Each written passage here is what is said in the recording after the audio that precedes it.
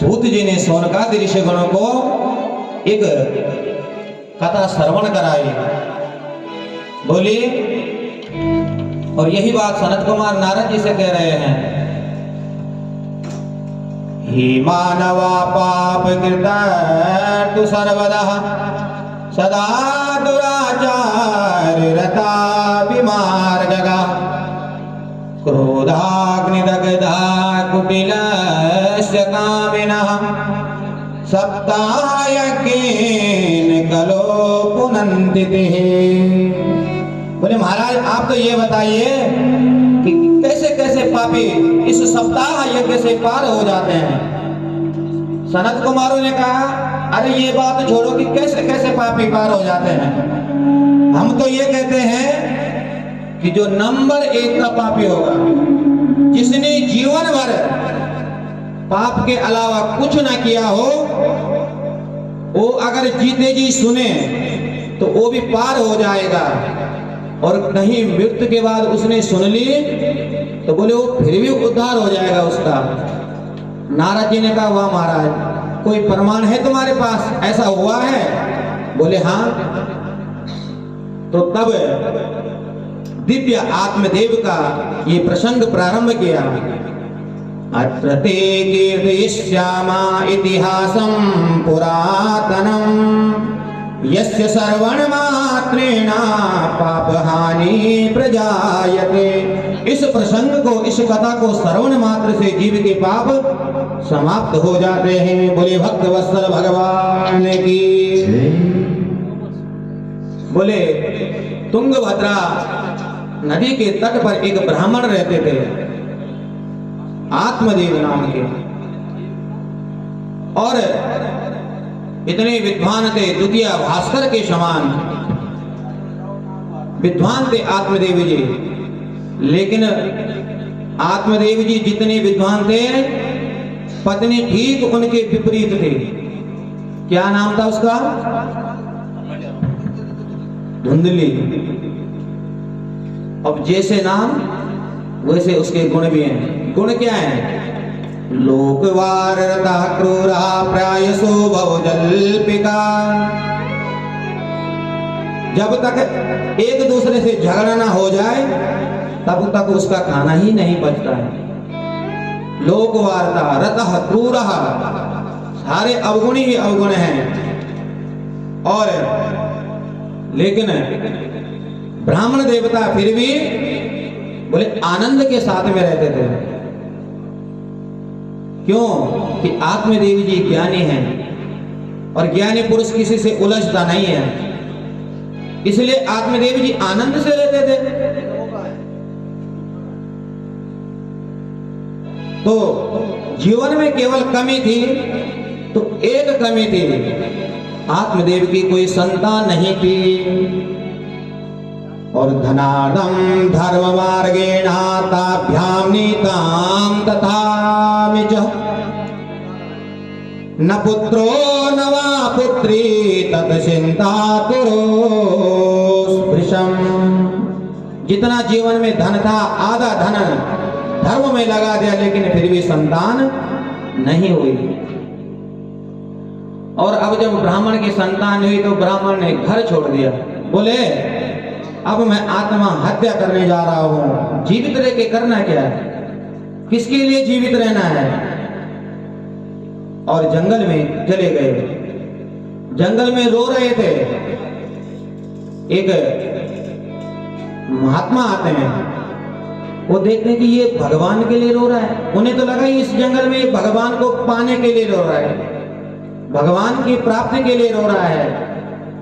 बोले इसको मैं कुछ ज्ञान दूं कि इस प्रकार रोने से नहीं चलेगा काम। और जब गए रोने लगे, रो रहे थे, तो उस महात्मा ने पूछा कथम रोदसी विप्रत्वं काते चिंता बलीयसी वदतं सत्वरं मह्यं स्वस्य दुःखस्य कारणम्। ये ब्राह्मण देवता, अरे क्यों रो रहे हो? तुम्हारी चिंता का कारण क्या है, मुझे कहो। तो कहता है महाराज, धिग जीवितं प्रजाहीनं धिगृहं च प्रजाविनः धिगधनं च नपत्यस्य धिगकुलं संतति विनः। बोले जीवन में अगर धन है और उस धन को उपयोग करने वाला कोई वंश में नहीं है, ऐसे जीवन का करना क्या है। बोले महाराज, घर में सब कुछ है लेकिन संतान की कमी है। अरे यहां तक कि मेरे घर में वृक्ष लगा रखा मैंने, उस वृक्ष में भी आज तक फल नहीं आए। गाय मैंने अपने घर में बांध रखी है, आज तक भी उस गाय का कोई बच्चा नहीं हुआ है। इसका क्या कारण है। तब उस महात्मा ने कहा, मुंचा ज्ञानम प्रजारूपम बलिष्ठा कर्मणो गति विवेकम तु समासाद्या त्यज संसार वासना। अरे ब्राह्मण देवता, कर्मों की गति बहुत बलिष्ठ होती है, बहुत बलवान होती है, इसलिए ये संसार वासना की कामना को छोड़ और हरि का भजन कर। बोलने लगा, वाह महाराज, तुम जानो भी तो क्या। अरे महात्मा जो ठहरे, तुम्हें क्या पता कि संसार का आनंद कैसे होता है। बच्चों के साथ जब प्रेम के साथ में माता पिता खेलते हैं तो उसका आनंद ही कुछ अलग है।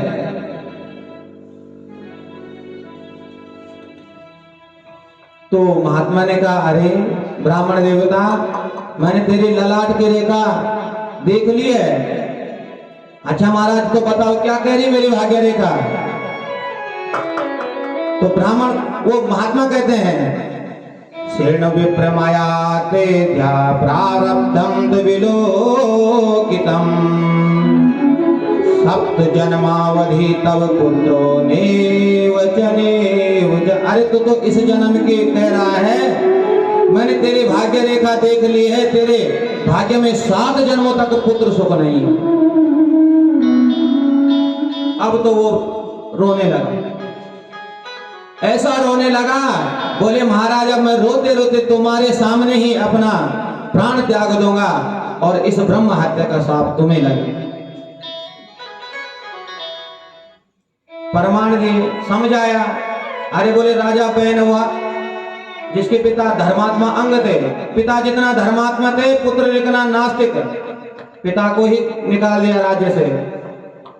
बोले महाराज, मेरा दुख तो था लेकिन इस दुख को तो मैंने अब 7 गुना कर दिया है, इसलिए इस ब्रह्म हत्या का श्राप तुम्हें लगेगा। ये तो मुझे आशीर्वाद दो कि हमारे घर में संतान हो, ये तो मैं अपने प्राणों को त्यागता हूं और इस ब्रह्म हत्या का श्राप तुम्हें लगेगा। महात्मा ने सोचा, अच्छा वाला हम जा रहे थे, यहां आकर तो फंस गए। कहना महाराज, मैं जानता हूं ब्राह्मणों की तपस्या में ये ताकत होती है। अगर कोई ब्राह्मण है, संध्या वंदन करता है, वेदों का अध्ययन करता है, तो अगर यजमान को आशीष प्रदान कर दे तो वो निष्फल कभी नहीं होगा। इसलिए आप मुझे आशीर्वाद दीजिए। और तब महात्मा ने एक अपनी झोली में से एक फल निकाला और उस आत्मदेव ब्राह्मण को दे दिया। बोले इस फल को अपनी पत्नी को खिला देना। बोले महाराज ठीक है, कुछ नियम। बोले बस नियम कुछ नहीं है, भगवान का भजन करो और आराम के साथ में रहो। और अब आत्मदेव उस फल को लेकर आए, धुंधली को फल दे दिया। जब वो फल दिया, बता दिया कि इस फल खाने से हमारे घर में पुत्र होगा।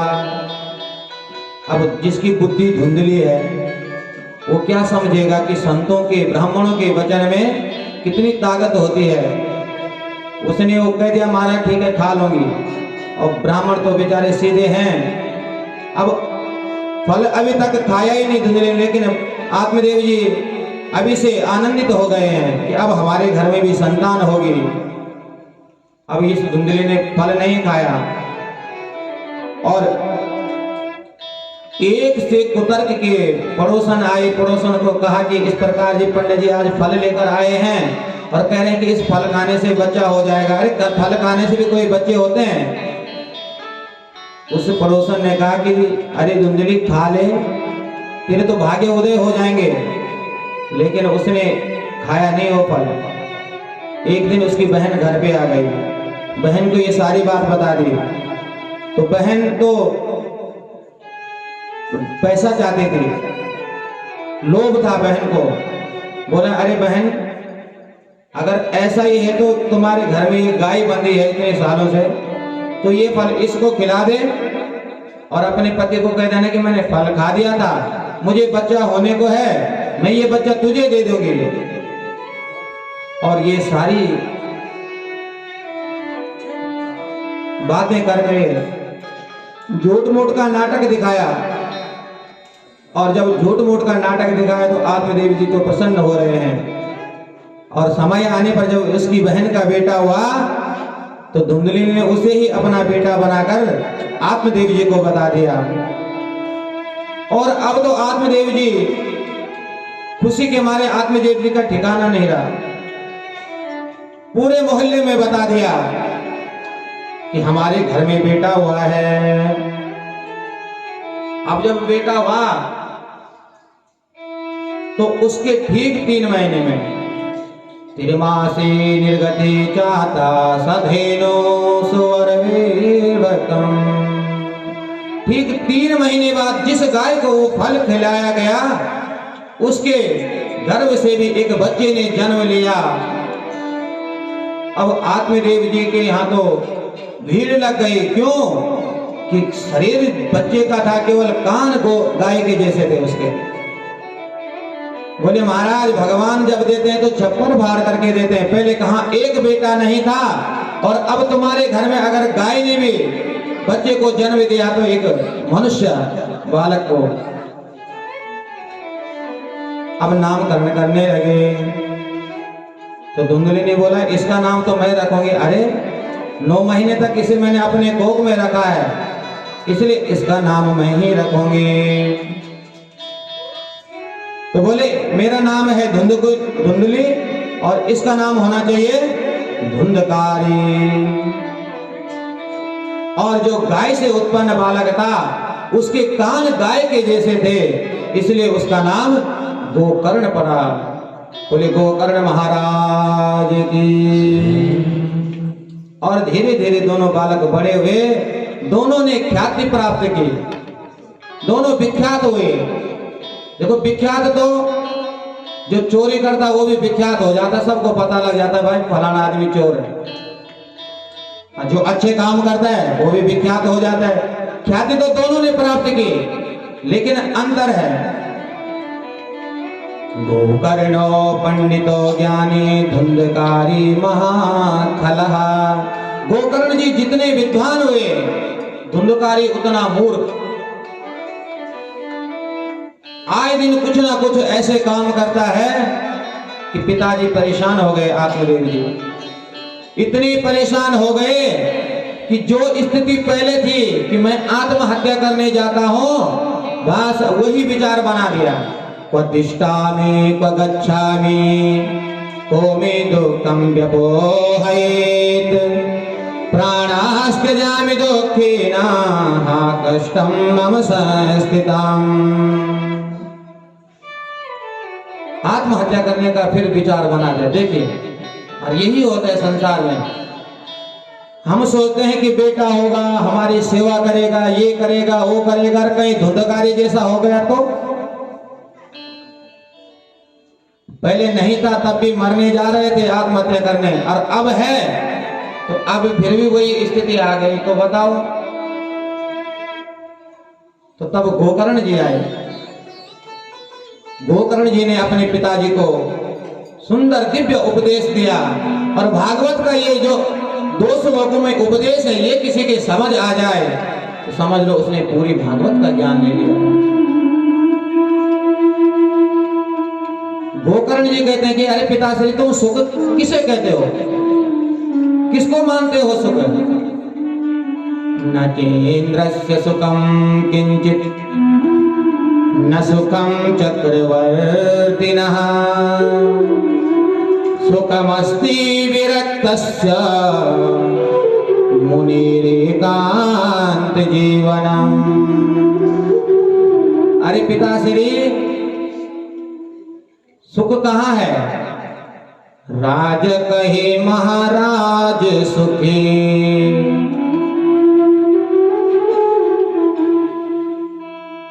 जो राजा है ना, वो कहता महाराजा सुखी है। महाराज कहे सुख इंद्र को भारी, इंद्र कहे सुख चतुरानन को, ब्रह्मा कहे सुख विष्णु को भारी। देखो, जो जिस सिंहासन पर बैठा है उसकी नजर उससे ऊपर वाले पर है, इसलिए दुखी है। बस हम जिस स्थिति में हैं, जिस सीढ़ी पर हैं, हमारी नजर अगर उससे ऊपर वाले पर होगी तो हम दुखी रहेंगे, संसार में जीवन भर दुखी रहेंगे। और अगर अपने से नीचे वाले को देखोगे तो अपने आप को सुखी अनुभव करोगे। बस यही कारण है, यही हम सोचते नहीं हैं, हमारी नजर ऊपर वाले पर है। और तुलसीदास जी तो कहते हैं, हरि भजन बिना सब जीव दुखारी। तुलसीदास जी कहते हैं, मेरी दृष्टि में केवल वही जीव दुखी है जिसके जीवन में भगवान का भजन नहीं है। इसलिए पिताश्री, इस शरीर में जो तुम्हारी ममता है, देहेस्तिमान् सरुदरे अभिमतिं त्यजत्वं जाया सुतादिषु सदा ममता विमुञ्चा पश्यानिशं जगदिदं क्षणभङ्गनिष्ठा वैराग्य राग रसिको भवभक्तिनिष्ठा। पिताजी, इस शरीर में हड्डियां हैं, मांस है, रुधिर है, इसलिए इस शरीर से जो तुम्हारा मोह है इसको त्याग दीजिए। और पुत्रादि में, परिवार में जो तुम्हारी ये ममता है, त्यजत्वा, इसको भी त्याग दीजिए। अरे संसार में दिन और रात क्षण भंगुर हैं, ये पता थोड़ी नहीं है। जो हम कहते हैं कि अरे हमारे पास जीवन पड़ा हुआ है, बोले ये जीवन क्षण भंगुर के लिए है। बस एकमात्र जीवन में वैराग्य धारण करके भगवान के भक्त बन जाओ और भगवान के रसामृत का पान करो। धर्मा भजस्व सततम त्यज लोक धर्म। बोले ये जो संसार का धर्म है इसका त्याग कर दीजिए। लोक धर्म है, इससे ऊपर उठो। इससे ऊपर क्या है? बोले इससे ऊपर परम धर्म है।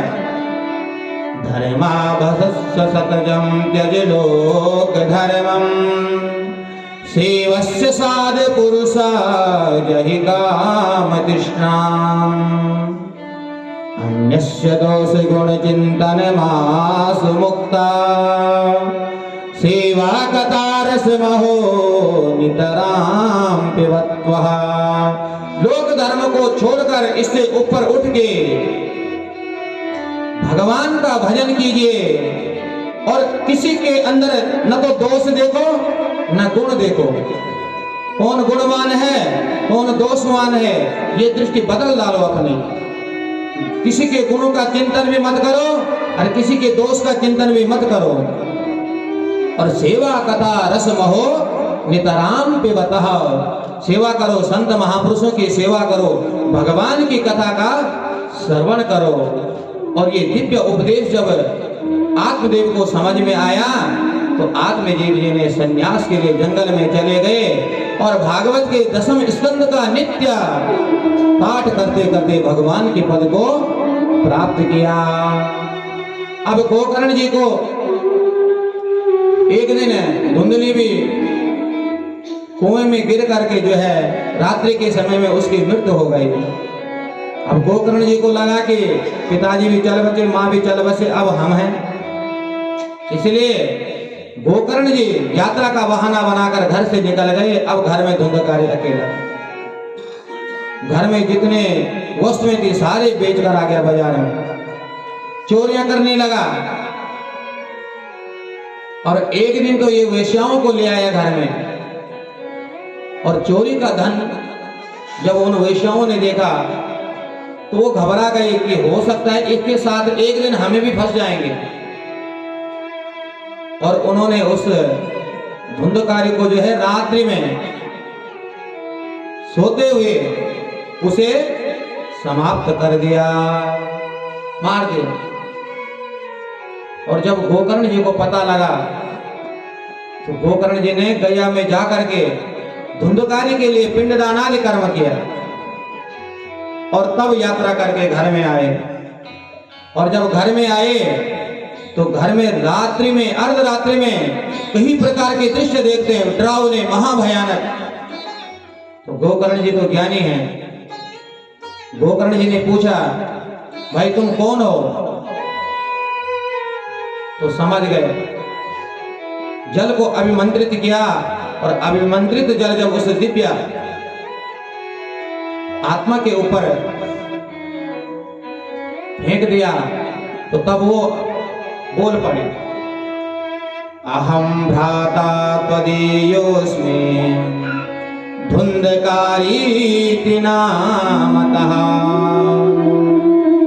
स्वकीयेनैव दोषेण ब्रह्मत्वानाशितं मया। अरे भैया, अहम भ्राता त्वदीयोऽस्मि, मैं आपका भाई धुंधकारी हूं और मैंने जीवन भर में पाप के अलावा कुछ नहीं किया। मैंने अपना ब्राह्मणत्व नष्ट कर दिया है, बस इसके फल स्वरूप मैं प्रेत योनि में पड़ा हुआ और इस प्रेत योनि में पड़ा हूं। अगर प्यास भी लग जाए तो पानी अगर सामने पड़ा है तो मैं उसको पी भी नहीं सकता हूं। इतना कठिन इस योनि में दुख मैं भोग रहा हूं। तो गैया जी में गए थे। गोकर्ण जी ने कहा कि भाई मैंने तेरे उद्धार के लिए तो गैया में पिंडदान कर दिया है। तो धुंधकारी कहता है, गैया श्राद्धे ना विमुक्तिर्मेना भविष्यति। बोले आप गैया में चाहे कितनी बार कर लो, लेकिन मैं ऐसा पापी हूं, मेरी मुक्ति होने वाली नहीं है गैया श्राद्ध से। तो क्या करूं? बोले मेरी मुक्ति के लिए कोई उपाय करो। तो बोले ठीक है भाई, तू शांत हो जा, सुबह होने दे, मैं अवश्य तेरी मुक्ति के लिए कुछ करूंगा। तो तब गोकर्ण जी ने भगवान सूर्य का ध्यान किया। तुभ्यं नमो जगत साक्षिन् ब्रूहि मे मुक्ति हेतुकम् तस्थुत्वा दूरतः सूर्यः स्फुटमित्याप्यभासतः। सूर्य भगवान की स्तुति की। भगवान सूर्य से कहा कि मुझे क्या करना चाहिए धुंधकारी की उद्धार के लिए।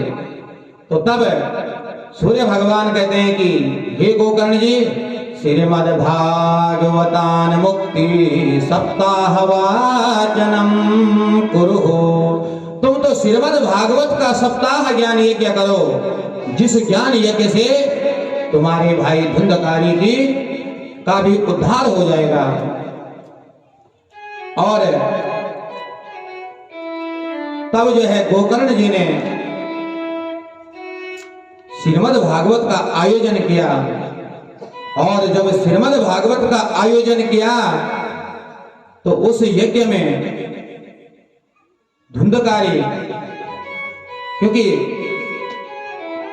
पितरों के उद्धारार्थ जब ये यज्ञ होता है तो इसमें एक सप्त ग्रंथ, 7 गांठ वाली बांस जिसको पितृ ध्वजा कहते हैं, वो लगाई जाती है। ये इसीलिए लगाई जाती है क्योंकि उसी में बैठ करके धुंधकारी ने, वायु रूप में बैठ करके धुंधकारी ने भागवत की कथा श्रवण की थी।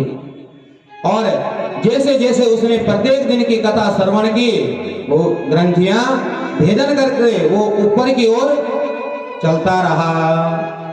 और पहले दिन की कथा से पहली ग्रंथि का भेदन ऐसे ऐसे करते करते 7वें दिन की जब कथा हुई तो दिव्य रूप धरो जात तुलसी दाम मंडितः पीतवास घनश्यामो मुकुटे कुंडलान्वितः।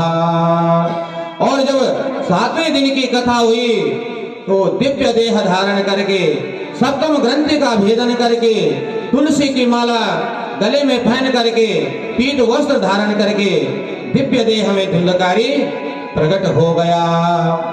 और धुंधकारी ने कहा धन्या भागवती वार्ता प्रेत पीड़ा विनाशनी सप्ताहो तथा धन्या कृष्ण लोक फल प्रदः। बोले ये प्रेत पीड़ा का नाश करने वाली भागवती कथा धन्य है, जिस कथा का श्रवण करने से कृष्ण लोक की प्राप्ति हो जाती है। और विष्णु के पार्षद आए, विष्णु पार्षदों ने विमान में धुंधकारी को बिठाया। गोकर्ण जी ने पूछा भाई यहाँ तो इतने श्रोता थे तो विमान एक ही क्यों आया? तो विष्णु पार्षद कहते हैं कि महाराज इस कथा पांडाल में श्रवणस्य विभेदेन फलदे स्तोत्र संस्थितः। बस सुनने में भेद हो गया। जिस भाव से जिस लगन से धुंधकारी ने भागवत की कथा श्रवण की उस भाव से कोई अन्य नहीं सुन पाया।